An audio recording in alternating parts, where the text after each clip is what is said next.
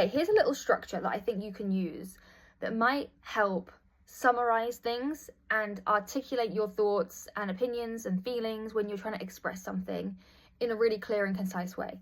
So I think these are the three elements that you always need, right? You need the situation, the subject, the topic, like what are you talking about? Then we need an opinion or a feeling. This is really important, okay? This is what takes conversation below the surface. And then you need some kind of highlight. Because no matter what you're talking about, your weekend, a holiday you went on, a movie that you watched, a skincare product that you like, there could be loads of things that you loved about it. But we're not doing a speech, we're not doing a presentation. Summaries, being able to quickly summarize something, grab somebody's attention, that collapses when you try and say too much and include too much information, right?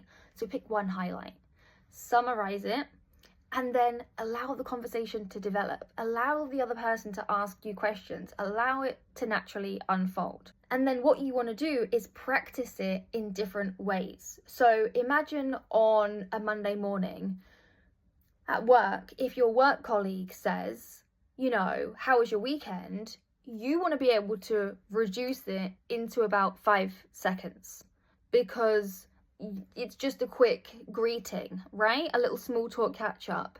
And if they want to ask you more questions, they will. So practice saying it in 5 seconds.